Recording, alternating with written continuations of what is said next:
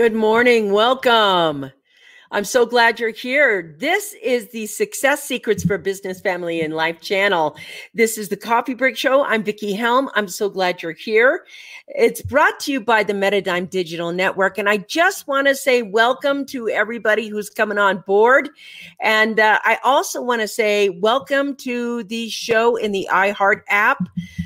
Thank you for joining the Coffee Break Show. Today is a very powerful day. We are going to be talking about how to manage stress and anxiety during this pandemic, because there has been a lot of talk right now of how high suicide rates are. And I sat with that and I was like, wow, that is really harsh. It's like suicide rates are over the top right now. And I thought, you know why? It's because mental health isn't taught in school. We are taught all kinds of things in kindergarten. We're taught a lot of math and science and things, but we're not actually taught mental health skills. And I can remember being in school and you learn about the food pyramid, you learn about food, and you learn about what food is good for you and what food is bad for you. You learn how to have awareness. I mean, it's that crossing the street song, right? Stop, look, and listen before you cross the street. First, use your eyes and ears, and then use your feet. And so when you think about that, you'd stop this. It's about creating awareness as to how to cross the street. But we didn't have tools that helped us create awareness of what to do with a feeling that's uncomfortable or how to console someone else. And somehow kids are mean and they bully really easily. But guess what? Adults are mean and they bully the same way kids do. It's not like a kid's thing. So mental health right now doesn't come with a lot of comfort. If you have a mental health issue, it's often shamed, it's often belittled. And right now there's a lot of stress in the world. And none of the stress is your fault. None of it. It's all outside of ourselves stress. It's not suddenly we're managing our insides. It's that we've never been taught to manage our insides. And today we're going to talk about how we can manage our insides better. Listen, if you're new to the Coffee Break Show, we go live Monday through Friday. And we share tips, tools, and techniques and information, inspiration, motivation, and those things are going to help you create thrivability. And today's conversation is going to be about mental health and what you can do about holding your own. I'm going to talk very personally about how I've handled my mental health and what mental issues I've had and what has come up and how I've managed them well and what I've learned. Hey, good evening from Kurdistan. I just want to say hello. This must be Sangar. Welcome. Proud to be on iHeartRadio. Thank you very much. This is, what a great topic. It's so over the top with depression, anxiety, and suicide right now. Yes, it is. So here's the thing. Always wonder why mental health was not taught as a fundamental aspect of learning and growth. Me too. I think it should have been taught in school, but as we move forward, one of the things I know is that we have learned more about the brain in the last, say, 20 years than we have in the last 150. We know more about our brain and how it operates and what happens. And we are now not trying to drug ourselves. And there was a point where it was very profitable in I call it the Prozac era of the 90s. Everybody was put on some sort of antidepressant. That's the first thing they did. They didn't try to give you techniques for managing your mind. They just tried to give you a Prozac or a Xanax or some sort of something to help you feel better or to deaden the cause of your pain, but not how to deal with it. And that seems to be what we are going to be looking at today. I grew up learning to suck it up, buttercup, and get on with it. And this is a thing that people learn. When they learn to suck it up, buttercup, then what ends up happening is they don't have another choice. So that's, I think, why heart attacks exist. It's just such high stress and anxiety all the time. What is taught is psychology, yet limited and seen as divergent from normal. That's Ryan. Thank you very much. And barely, you only learn psychology at the college level. CBS News Live updates COVID's latest news. That must be how the suicide rate has gone up. It's up 684% suicide right now. So why does mental health have such a stigma? Yes. Well, because it sells more drugs is what I think. I mean, people don't, if you say I have a mental health issue, people think schizophrenia or something else like that. But a mental health issue is I can't deal with what's happening right now. It's just a form of basic mental health. So let's take a look at some of the things. You guys are talking so fast. Yep, I'm familiar with Prozac era. Took 15 years to get off that merry-go-round. Ooh, I'm so sorry. But they did. They write scripts. That's how come Oxycontin was there. We write drugs to avoid feeling. We write drugs to avoid feeling our own feelings. We have made it bad to have feelings. We made it wrong to be fearful. We've made it wrong to have anxiety. We've made it wrong to be angry. We've made it wrong to have feelings. I mean, everybody thinks we're so high, live long and prosper, but don't feel a thing. That's fake. It was sci-fi. It's not real. And so what we're going to do today is talk about basic fundamentals of mental health. And I'm going to go ahead and say to you, that mental health has been around since the beginning of time. Mental health still has a stigma. It is the quiet disease. It certainly is. It's the quiet disease. So what happens when you ignore yourself? What happens when you ignore your needs? Now, a lot of us were taught in the beginning, children should be seen, but not. So, and that children should be seen and not heard, that takes on into the adult if you're not careful, if you don't look at yourself and say, okay, my pain should be seen but not heard. I shouldn't voice it. I shouldn't talk about it. I shouldn't let it out. Nobody should know about it. And girls, I can't tell you how many girls and women were taught to put a bright face on when they were in pain. You know, girls don't. You should smile more often. You're a pretty little girl. Like, that's supposed to make you happy for the rest of your life. Those things aren't true, and they aren't serving you well right now. Let's look at what's happening. The fundamental thing I think that is happening is that our sense of meaning is gone. Our sense of meaning usually was our career and our work. And I know people want to get back to work because they're earning money, but now we have the pandemic coming and there's a fear that we're going to have to close things down, or, you know, this pandemic is really, really big and we're going to have no way of working. We're going to be stuck at home again. I'm going to be homeless. How can I get out on the streets? And we tell ourselves what I call scary thoughts. They're scary thoughts. We don't say often that we learn how to think positive thoughts first. That's not what we think first. But your thoughts cooperate with your physiology, right? So that's a big Tony Robbins thing. He's like, change your physiology, which is the most important thing you can do. So there are some fundamentals right now. One is we believe terror before we believe happiness. We believe terror, like this is going to happen to us and this is scary and that's probably going to happen to us, before we believe the positive thing that's going to happen to us. Like, I'm going to have a great day. It's going to be okay. I'm going to feel really good. Something good is going to happen today. We learn Murphy's Law when we're young. Nobody says, when you get up in the morning and you chant, have a happy day. All of these systems that we could have learned as a children to create mental health is not there. So when people are having mental issues, it's because we valued scholastics more than we valued mental health. So somebody can be super, super, super smart and scared to death. I mean, super, super smart. Now, when I worked in the mental health fields, there were some very bright people that were just so smart, and some of them couldn't still sleep with the light off. They still had little issues from when they were a child controlling them as an adult, as we all do. All of us do. All of us have these memories and our knee-jerk reactions and things like that. We love to believe the stories that aren't true before we believe the stories that are true. So here's the thing. We talk about this all the time. We talk about it all the time. Your thoughts can only do two things. They'll either impair your abilities or empower your abilities. If you're impaired, it's because you're saying fearful things to yourself and anxious things.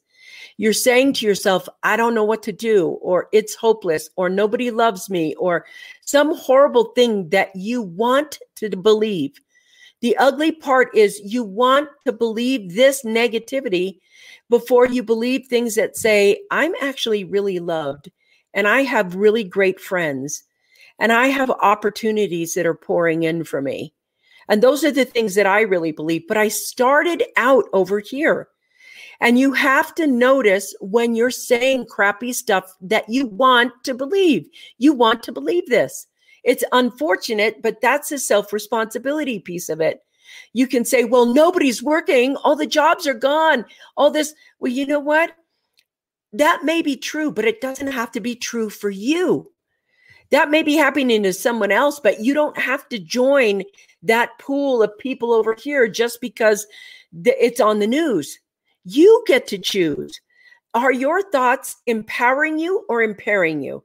That's the first thing you have to look at, and it's your choice. What thoughts do you choose to believe? Thoughts are just tools, but they create your mental wellness. Thoughts are just tools that make things, but they create your state of mind. They create your attitude. They create your point of view. And if you believe this over here, guess what manifests? What we focus on is going to grow. If you focus on, okay, I guess it's time for me to leave this job. There must be something better I'm doing. I guess I can't leave the apartment right now because I'm not working. What can I learn? What can I do? There is some part of you that mental health is being proactive about looking where you're at and saying the first things first. Am I impairing myself with what I'm thinking about me? Am I impairing? Not this is true about me or this is false about me. Those two things aren't there. You are what you're creating for yourself. And mental health, when you feel anxious and you're like, well, I was fine. And then suddenly my chest got tight and I started breathing and I could feel a panic attack coming on. You're watching the panic attack actually happening. You're so scared. I hate panic attacks. They're like a trip to hell. They're like, the whole thing is you can't get a hold of yourself. But if you could just do something, stop, look, and listen before you believe the thought. First, use your eyes and ears and remember what you forgot. So you forgot that it's going to impair you. It's going to either impair you or empower you. So the first thing is you can even say it to yourself. I feel like I'm having a panic attack right now. Go up to someone in your world, pick up that phone and say, I think I'm having a panic attack right now.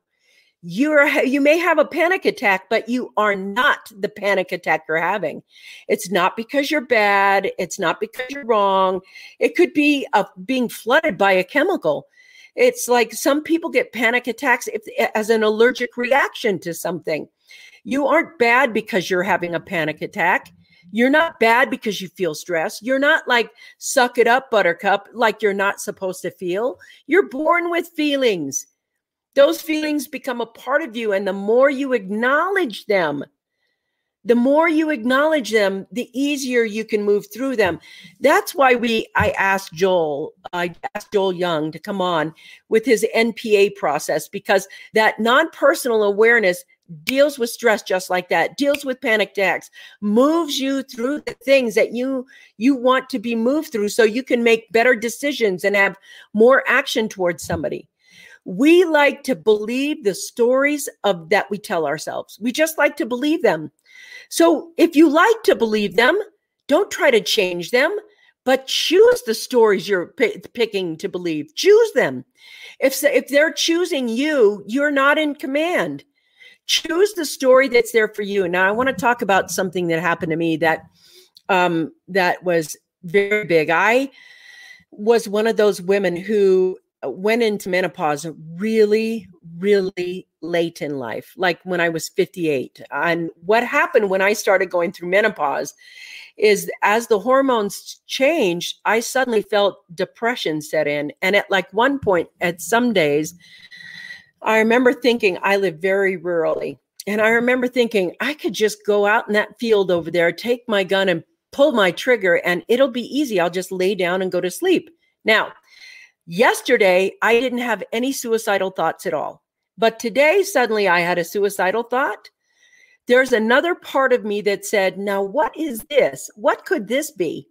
Why is this here?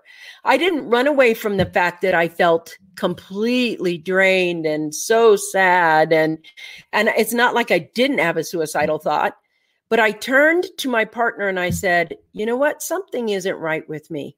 And if you know me, and if you've watched this show, you know for a long time, I'm a very upbeat person.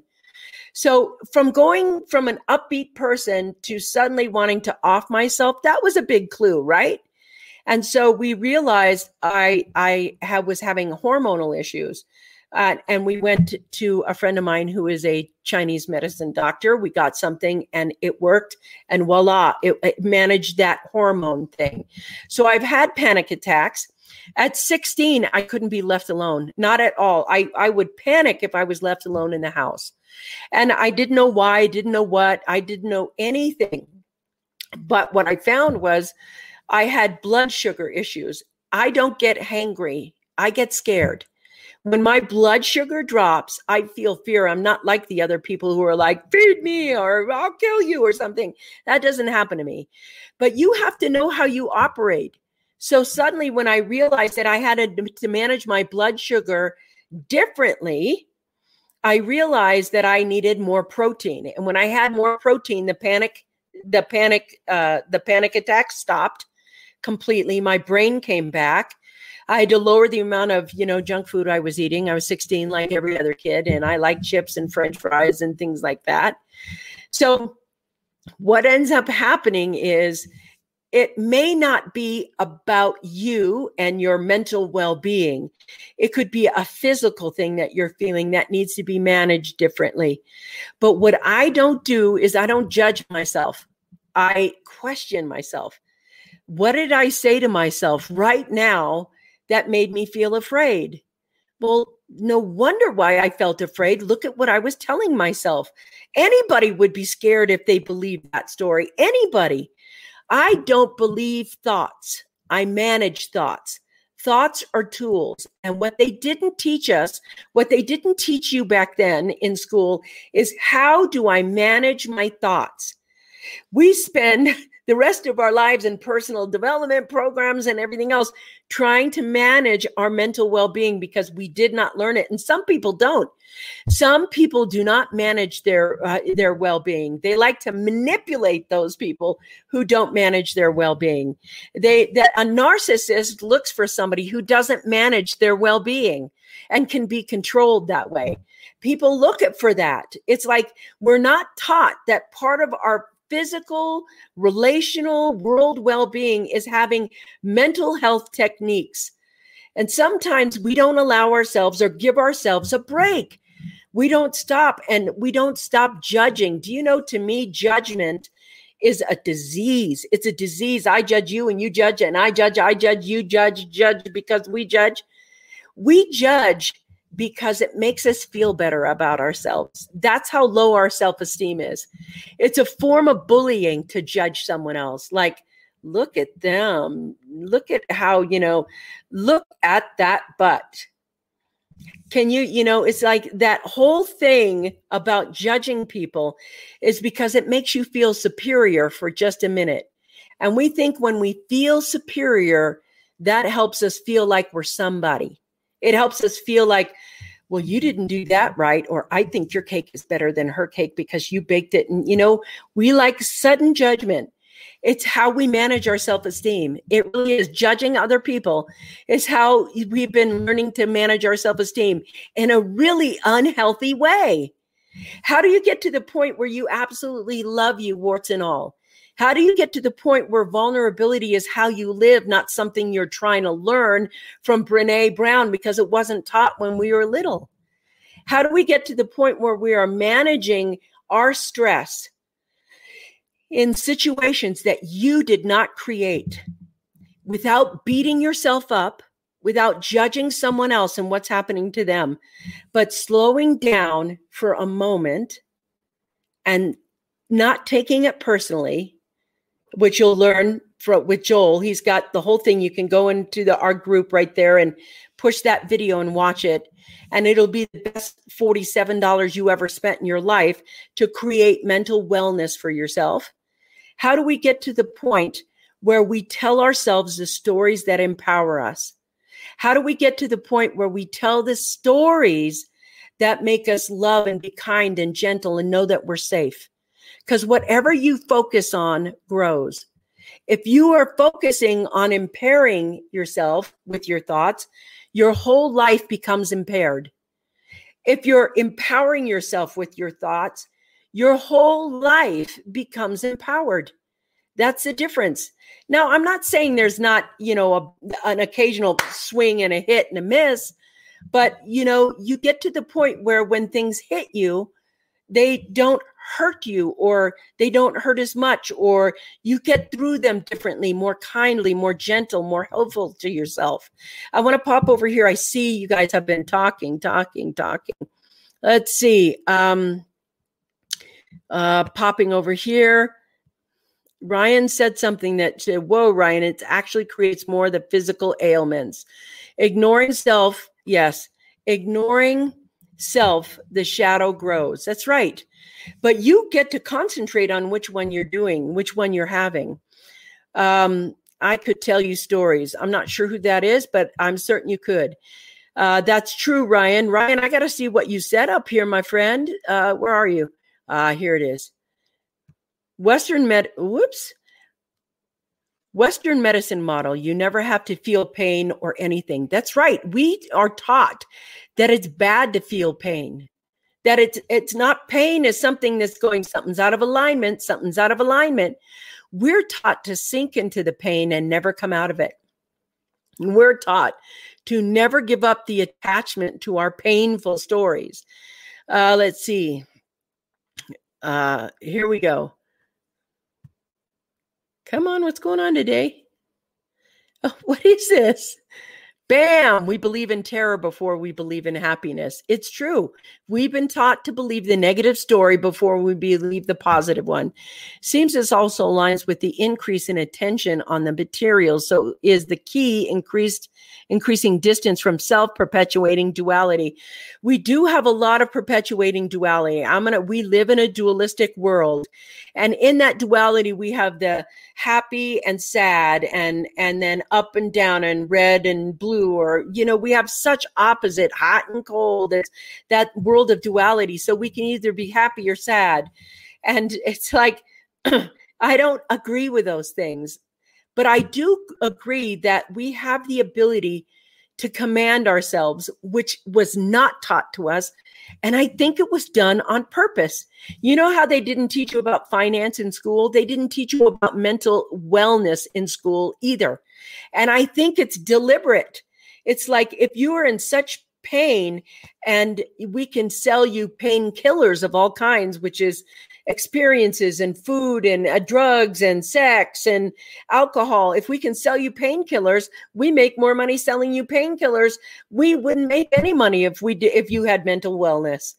I think this is deliberately done. And I think this is such a great point. And I'm not sure who that is, if it's Ryan or Ross or Robert, one of our guys. I like this. Received and felt something that was good. Let's see. Natural compounds are one thing. What is made in a lab is quite another. Yes, I think there are a lot of other ways that we can create wellness for people. Thoughts become things. So I want to go over this because I saw it. Where is it? Wow, you guys, I'm so sorry. Here we go. Boom. Thoughts are things. I don't believe this. I think thoughts are tools that create things. And I think we get to choose the thoughts. That is the tool that we're going to use to create the thing. I think thoughts become things with that middle piece. Thoughts are floating around. You can have 1,000 thoughts. If you believe every thought that comes in your mind, you are controlled by something other than you. You believe you are the thoughts you're having, and your life becomes that. And first and foremost, Thoughts either impair or empower, but they're only tools. They empower the things you create or impair the things you create, depending on which tool that you use. But this is such a good point right here. Thoughts are tools that become things, that help you create things. Thoughts are tools that help you create things like fear or anger or anything. And your brain complies. If you say to yourself, man, that pissed me off, your brain goes, she's pissed off. And it makes this chemical cocktail that is in your limbic system that you drink down, and you're suddenly angry. And your feeling of being angry validates that thought that you're angry. And if you say, man, I'm happy, your brain goes, okay, it makes that same chemical cocktail in that limit in your limbic system. You throw it back and you're like, wow, I'm so happy. That's the impaired or empowered. But either way, if you have 6 angry thoughts and you go through your day making decisions while you're drunk on anger, you're just like, oh, I'm just so angry all the time. I can't help it. It's because you've trained yourself to think angry thought after angry thought after angry thought and believe it. And so now your life is like, man, I'm angry. And then on the other thing, if you solution or proactivity thoughts are tools. And what we usually only use is one kind of thought. We say, I'm going to have a negative thought because that's the first one we learn. We don't learn how to have a solution-oriented thought or a positive thought or a divine thought. Like, I'm always protected and guided. We don't think those first. Our knee-jerk reactions are our mental health reactions. The knee-jerk reactions that you have in the moment of stress or not stress times, those old patterns, they can be reprogrammed. And that over time gives you mental health. And the first thing we have to realize is that thoughts are tools. They're not reality. They create your reality. Thoughts are tools that create reality. They create things. And it's having awareness of the thoughts you're having in that moment that give you mental health. And we don't run away from the thought. Like, if we're feeling sad, we believe the sadness. We don't try to say, what did I say to myself that made me feel sad? If you actually did that, you'd realize that every nanosecond of your day, you are talking to you. And in a nanosecond, you're like, well, that sucks. Or, man, that's exciting. I'm so happy for you. It's like whatever you say is building your future. Well, nothing good ever happens to me. I'm not really good at sales. I'm not good at sales. All your brain hears is, I'm not good, or I'm not enough, or am I good enough for that?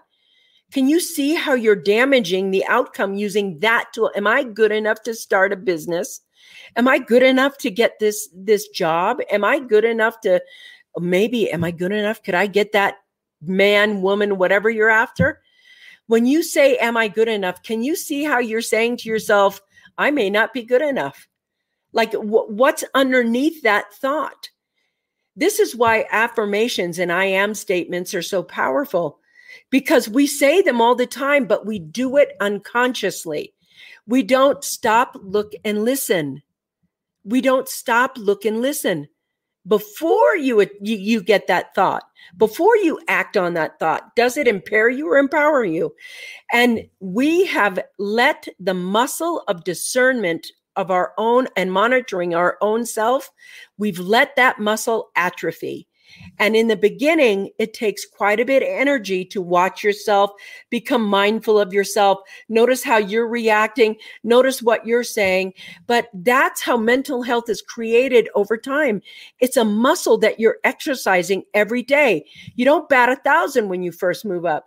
But after a while, you'll start managing and going, that's not me. I don't think that. Let's see. Powerful. I am empowering myself based on how I am thinking. That is true. It's actually absolutely true. You are what you are creating for yourself. Thank you, Robin. Let's see. Quotable. Thank you. Let's see. I'm moving down here. Your thoughts can only do 2 things. They can either empower you or impair you. That's it. Not sure who this boom is right here, but thank you very much. Or at least notice the stories that you're choosing to pay attention to. We love to validate the untruth. And right now, this is so important because the world is being built by AI, not with the discernment you need. World is being built by AI. Your thoughts are being controlled by AI, not by you. You have to stop you and begin to command you in a way that doesn't believe everything it sees and reads. And where's the middle road? Where's that neutral? We love to believe that other people piss us off. We love to believe that if somebody wasn't doing what they were doing, you wouldn't be mad.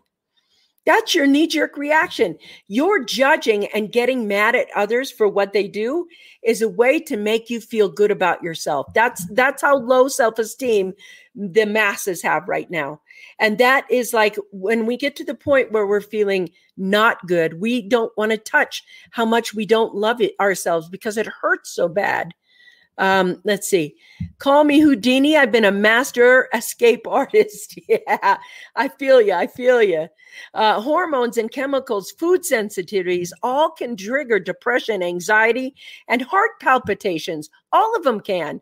This is so important because I got to tell you, if you don't know how it operates, you can be on Prozac for a food allergy. Your stories are not you. Just saying. That's right. Your stories are not you. This is a good one. I love this. Don't judge, question. I say, don't judge, observe and witness. Observe and witness you. You don't have to observe and witness another. You have to observe and witness you. Why do you like to? What is it that you want? You'll find that underneath all of those questions and that mental health issue, there is some part of you that has been plugged, closed, pushed down, not allowed out. And it has your core happiness tied to it. Let's see. Congratulations for taking control, Ryan. Yes, that's the work. Chalk it up to one more thing. Schools don't teach us. We have to ask why. Yes, we have to ask why. I think this is so deliberate. Our kids right now are suffering so much only because they don't know how to manage the stress that is around them because of this pandemic. So what do I do when I get to the point where I'm stressed and a negative thought has run off with my reason? I stop and I breathe first and I'm like, what am I saying to myself?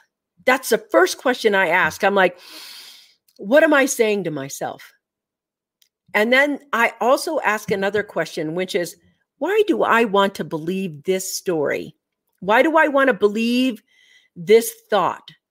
Well, should I believe this thought can come later, but why do I want to believe this thought? Because some negative thoughts are juicy and we can manipulate the whole room of people by being in our negative state. And we're getting love. It's negative intimacy. It's negative love, but we're still being seen. We're still being noticed. Some people don't know how to have contact and say, I just need a hug. They have to come over and say, I have a problem and I really need help with this problem. And you're the person I want to help. Maybe a hug would just immediately do it. Sometimes we love our negativity and we love to roll in it and be in it. Some part of managing our mental health was that nobody taught us. So if we cry or if we have traumas and dramas and things like that, people are like, no, it's okay. Let us pay attention to you. You get sucked into that drama because you like it there. You like the negative intimacy better than no contact at all. And I got to be honest, I think that way for me too. I think if I had zero contact with people, having some form of negative intimacy would help me have some form of connection. So what is it that helps us feel good about ourselves? Connection. Not connection with other people, connection with ourselves, connection with the divinity of us, connection with our wellness, our own mental health, us being in charge of that. Connection with saying when it comes up, it's not me. It's just here for this moment. What am I telling myself? Well, of course I'm happy, mad, sad, or afraid. Look at what I'm telling myself.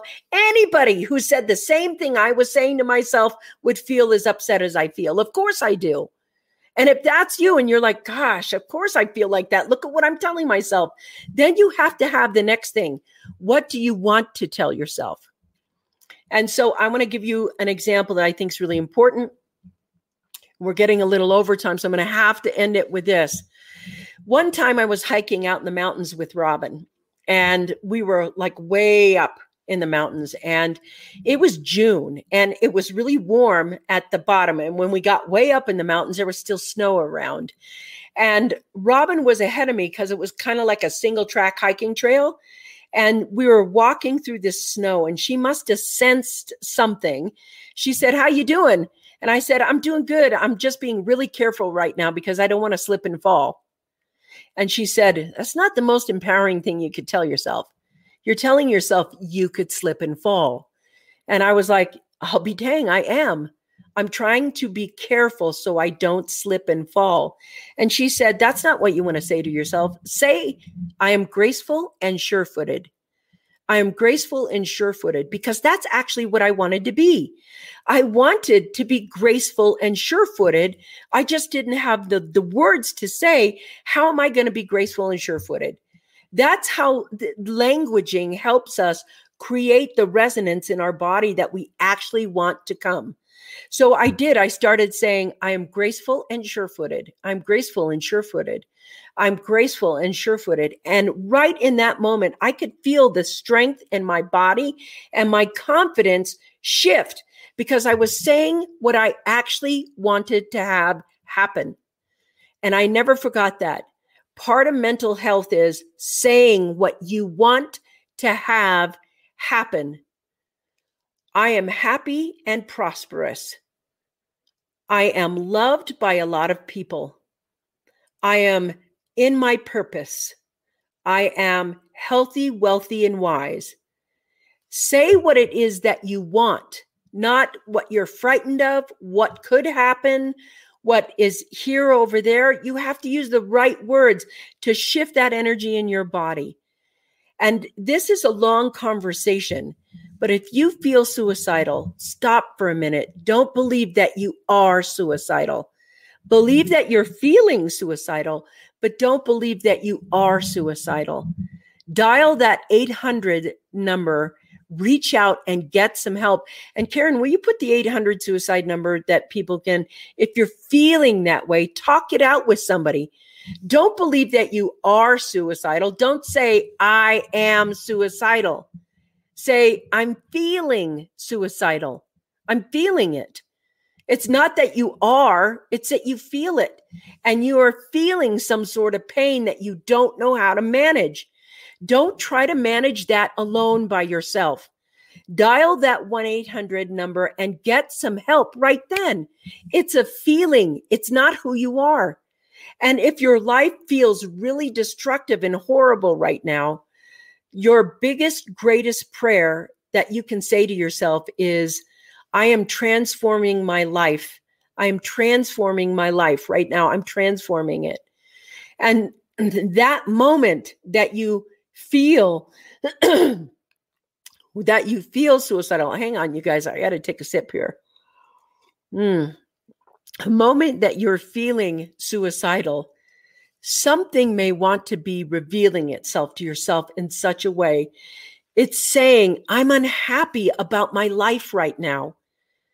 It's not saying my life is bad, my life is wrong, I am suicidal. It's a feeling.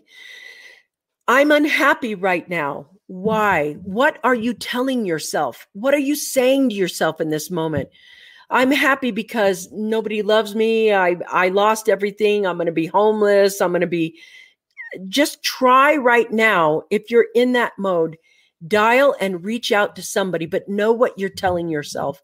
Know that there is mental health out there that can bring you the most incredible life. That's what I have to share with you today on the Coffee Break Show. I know it's stressful, and I'm just going to say what Scott always says. Please, whatever you do, keep looking up. Thanks for being here, guys.